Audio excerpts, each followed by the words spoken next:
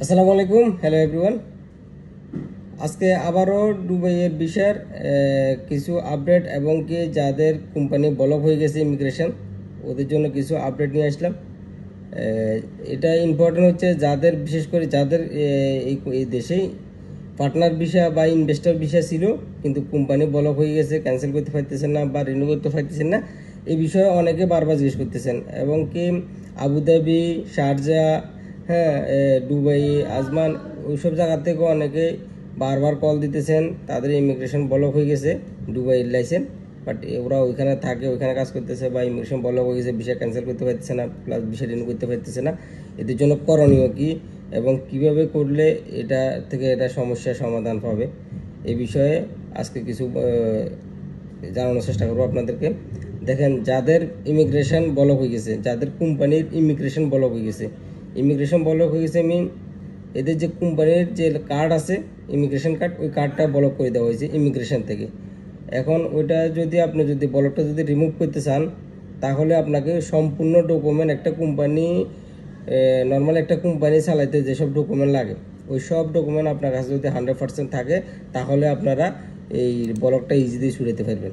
এখন অনেকে আছে লাইসেন্স করছে 2 বছর গেছে, 3 বছর গেছে বা 1 বছর গেছে, লাইসেন্স রিনিউ করে নাই, লাইসেন্সে ফাইন চলে বা ওই লাইসেন্সে এমপ্লয়ি আছে, এমপ্লয়ের স্যালারি ডালে নাই, হ্যাঁ, যেসব লেবার আছে লেবারের স্যালারি ডালে নাই, এইসব কারণে হ্যাঁ বেশিরভাগ লাইসেন্স ব্লক করে দিছে। এবং কি যেগুলো এলএলসি লাইসেন্স আছে, এলএলসি লাইসেন্স কমই ব্লক করা হয়েছে। বেশিরভাগ লোকাল যেসব লাইসেন্সের লোকাল স্পন্সার বা লোকাল 2-3% দিয়ে আছে, এইসব ধরনের লাইসেন্স বেশিরভাগই বন্ধ করে দেওয়া হয়েছে, মানে ব্লক করে দেওয়া হয়েছে, টোটালি বন্ধ করে নাই।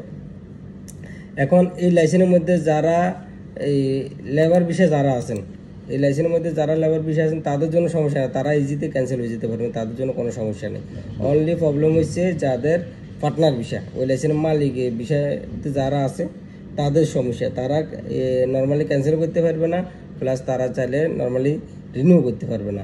যদি রিনিউ করতে চায় তাহলে ওনাদের প্রথমত লাইসেন্স কপি, তারপরে যায় ইমিগ্রেশন কার্ড কপি, এক্সপায়ারটা সমস্যা নেই, তারপরে যায় যে ওদের যে লাইসেন্সের উপর যে অফিস আছে, অফিসের ইজারি টেনান্সি কন্ট্রাক্ট, এবং ওই অফিসের 6 মাসের ইলেকট্রিসিটি বিল, প্লাস এমপ্লয়ি যে থাকে এমপ্লয়ের যে প্রতি মাসের স্যালারি ডালে স্যালারি 6 মাসের স্টেটমেন্ট, তারপর ওই লাইসেন্সের কোম্পানির উপরে যে ব্যাংক আছে, হ্যাঁ, ওই লাইসেন্সের উপরে যে ব্যাংক আছে ব্যাংকের 6 মাসের স্টেটমেন্ট, প্লাস হচ্ছে দেখিয়া আপনারা যদি টেকনিক্যাল লাইসেন্স হয় লাইসেন্সটা, তাহলে কার সাথে কাজ করেন, কোন কোম্পানির সাথে আপনারা কাজের কন্ট্রাক্ট আছে, কাজের কন্ট্রাক্ট দেখাতে হবে। এবং কি আপনার যে এমপ্লয়িরা কোন জায়গায় থাকে, ওদের যে ফ্ল্যাটে থাকে ওই ফ্ল্যাটের ইজারি কপি, হ্যাঁ, ট্রান্সি কন্ট্রাক্ট, এবং কি ওই ওই ফ্ল্যাটের ইলেকট্রিসিটি বিল, এগুলো আপনাদেরকে অবশ্যই শো করতে হবে, তাহলে আপনাদের লাইসেন্সটা।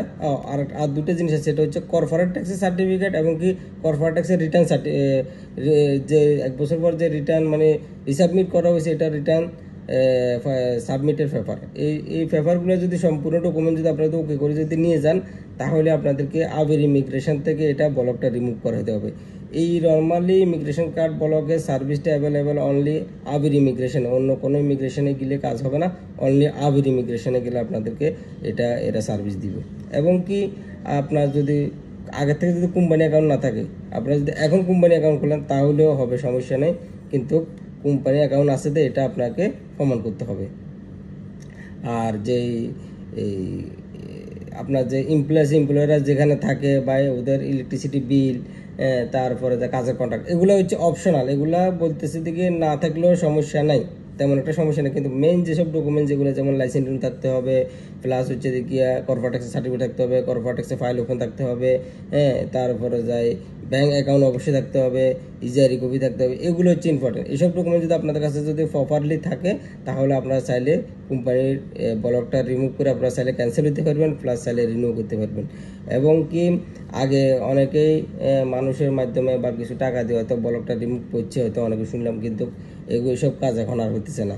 আপনারা যদি শুধু ক্যান্সেল চান যে আমরা ক্যান্সেল হয়ে দেশে চলে যাবো, তাহলে আপনারা আরেকটা অপশন হচ্ছে এই আবির ইমিগ্রেশনে যায়, যদি আপনারা যদি বলেন যে আমরা ক্যান্সেল চাই, তাহলে ওনারা এখানে দেড়হামের মতো আপনাদেরকে চার্জ নিব, নেওয়ার পর ওরা ক্যান্সেল করে কিন্তু আউটপাস হয়ে যাবে। আউটপাস হয়ে গেলে আপনি এখানে বিষয় লাগাতে পারবেন না, অবশ্যই আপনাকে আউট অফ কান্ট্রি হতে হবে, মানে দুবাই থেকে বাইরে যেতে হবে। অনেক সময় কিন্তু আউটপাসে যদি কেউ যদি যায় তাহলে সেকেন্ড টাইম আর ঢুকতে পারে না, বিশেষ করে আউটপাসে গেলে।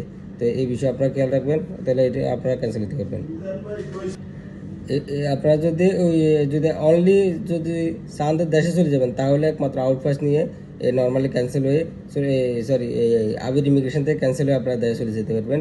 এই ক্ষেত্রে আপনার ইমিগ্রেশন ব্লকটা যে কোম্পানি যে ব্লকটা থাকবে, শুধু আপনার বিষয়টা ক্যান্সেল হয়ে যাবে। তাহলে আপনারা চাইলে অনলি দেশে যারা চলে যেতে চান তারা এইভাবে করতে পারবেন।